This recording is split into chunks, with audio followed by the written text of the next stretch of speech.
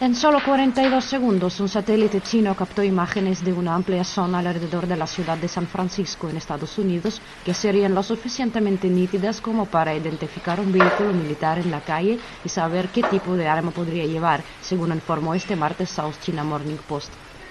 El Beijing 3, un pequeño satélite comercial de 1 tonelada lanzado el pasado mes de junio por el gigante asiático, realizó un escaneo en profundidad de la zona central de la bahía de San Francisco, de unos 3.800 kilómetros cuadrados. Los científicos que participaron en el proyecto detallaron que las imágenes tomadas desde una altitud de 500 kilómetros tienen una resolución de 50 centímetros por píxel. Además, señalaron que la prueba de rendimiento realizada sobre América del Norte y otras zonas demostró que el satélite podía tomar imágenes mientras su cuerpo giraba hasta 10 grados por segundo, una velocidad nunca vista antes en un satélite.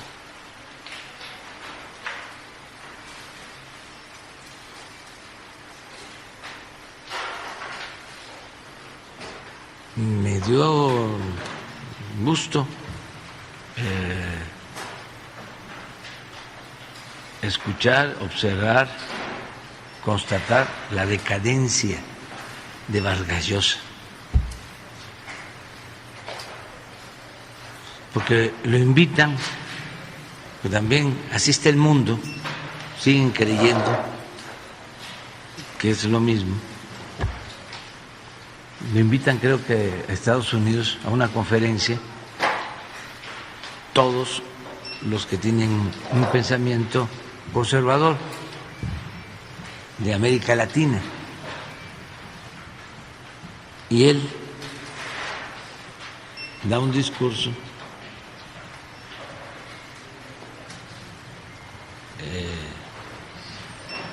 explicando lo que estaba sucediendo en América Latina, pero es un discurso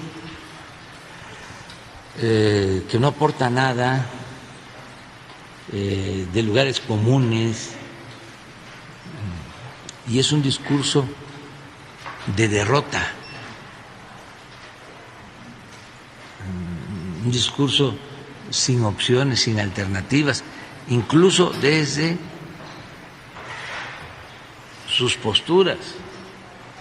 Es nada más lamentarse, América Latina ya ha sido tomada por la izquierda. Yo ya era la hora de dormir y me lo encontré en la red y lo puse, y como estaba con volumen, me dice Beatriz, ¿cómo vas a estar escuchando eso? No, le digo, espérame. Y dormí re bien, o sea, pero en otros tiempos un planteamiento así. ¿Qué encontramos?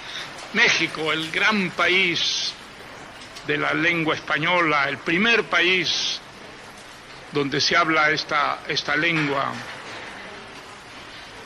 Bueno, México concitó grandes esperanzas en todo el resto del continente cuando el señor Zedillo, aquí presente, de pronto transformó México, y lo transformó permitiendo que hubiera elecciones libres en un país donde hacía 80 años no había elecciones libres. Y sin embargo, este fue un hecho absolutamente extraordinario, porque con la libertad de voto México se transformó de la noche a la mañana. De la noche a la mañana México experimentó una transformación profunda gracias al señor Zedillo, al que yo considero un verdadero héroe latinoamericano. ¿Qué pasó? Los mexicanos pudieron votar en libertad, y esto tuvo automáticamente una consecuencia. la sociedad mexicana se reformó profundamente y en la buena dirección. Los datos de Hacienda que conocimos ayer, que dicen que 1 de cada 3 multinacionales españolas tributa menos del 10% de su beneficio global. Se han cruzado también los papeles de Pandora que revelan una serie de nombres de ricos, por hablar claro, que han evadido impuestos a través de paraísos fiscales. A los nombres conocidos ayer sumamos en las últimas horas a la organización Legionarios de Cristo, parece que la religión no está reñida con las trampas fiscales, y a Mario Vargas Llosa, Premio Nobel de Literatura y preocupado porque no se vota bien. Él parece que sabe votar y ocultar su dinero a Hacienda. Es importante la combinación de la negociación presupuestaria con el debate sobre el 15% de tributación mínima para las grandes empresas y estas noticias que hemos conocido en las últimas horas. Y es importante porque la realidad demuestra la necesidad de que los que más tienen, sean empresas o individuales, paguen los impuestos que corresponden, porque si no, toda la carga fiscal recae siempre en los mismos y estos no son precisamente los más ricos, sino los asalariados que de manera directa o indirecta asumen la responsabilidad fiscal y esto es profundamente desigual. Con los impuestos se paga la sanidad, la educación, los servicios públicos, en definitiva, y parece de sentido común que quienes más tengan hagan un mayor esfuerzo. Podríamos llamarlo solidaridad, pero se trata más de justicia fiscal. Y el dato de las multinacionales españolas tributando menos del 10% es sin duda el ejemplo que mejor lo explica. Àngels Barceló.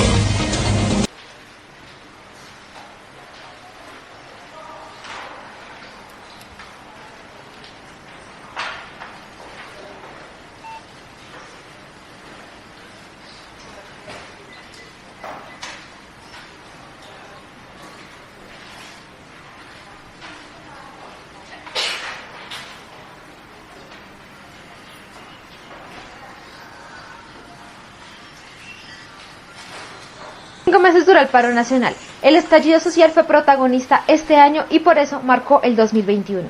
El 28 de abril, el Comité del Paro, junto a las centrales obreras, los sindicatos, organizaciones indígenas y estudiantiles, salieron a la calle para levantar su voz de protesta en contra de la reforma tributaria presentada por el entonces ministro de Hacienda, Alberto Carrasquilla. El objetivo del gobierno era recaudar 23 billones de pesos para mitigar la crisis social que dejó el COVID-19. Sin embargo, los opositores y marchantes enumeraron en una larga lista las afectaciones que traería para la clase media y para los bienes básicos que los colombianos tendrían que pagar en caso de ser aprobada. El día que inició el paro se movilizaron personas de al menos 500 municipios. Y según una encuesta de Datexco, el 75% de los colombianos apoyaban las movilizaciones. Durante la mañana las arengas, bailes, pitos y demás fueron los protagonistas, pero al caer la noche explotó la violencia. Por semanas los bloqueos, disparos, buses incinerados, personas asesinadas y heridas fueron noticia, así como también el país que llegó a la portada de los medios más importantes del mundo. El uso excesivo de la fuerza y los desmanes dejaron al menos 51 personas fallecidas como saldo, 1.113 civiles heridos, 1.253 policías heridos y 18 lesiones oculares según la Defensoría del Pueblo. Pero según ONGs y organizaciones de derechos humanos, fueron 103 afectaciones oculares. Los meses pasaron y podría decirse que los jóvenes fueron escuchados en espacios de discusión y participación. El estallido social despertó a la sociedad y puso sobre la mesa temas que habían sido dejados de lado debido a la pandemia. El balance final está por verse, así como sus efectos en las presidenciales del próximo año. ¿Qué encontramos? Los datos de Hacienda México, que conocimos el ayer, que dicen que 1 de cada 3 multinacionales españolas tributa menos del 10% de su beneficio global. Se han cruzado también los papeles de Pandora que revelan una serie de nombres de ricos, por hablar claro, que han evadido impuestos a través de paraísos fiscales. A los nombres conocidos ayer sumamos en las últimas horas a la organización Legionarios de Cristo, parece que la religión no está reñida con las trampas fiscales, y a Mario Vargas Llosa, Premio Nobel de Literatura y preocupado porque no se vota bien. Él parece que sabe votar y ocultar su dinero a Hacienda. Permitiendo que hubiera elecciones libres en un país donde hacía 80 años no había elecciones libres. Y sin embargo, este fue un hecho absolutamente extraordinario porque con la libertad de voto México se transformó de la noche a la mañana. De la noche a la mañana, México experimentó una transformación profunda. Gracias al señor Zedillo, al que yo considero un verdadero héroe latinoamericano. ¿Qué pasó? Los mexicanos pudieron votar en libertad y esto tuvo automáticamente una consecuencia. La sociedad mexicana se reformó profundamente y en la buena dirección. Y los mexicanos vivieron una libertad que desconocían, que no sabían que existía hasta entonces. Y eso fue gracias al señor Zedillo, a quien los latinoamericanos deberíamos tener en un monumento. La democracia entró en México, fue una realidad. E inmediatamente se dieron leyes para garantizar la limpieza de las futuras elecciones.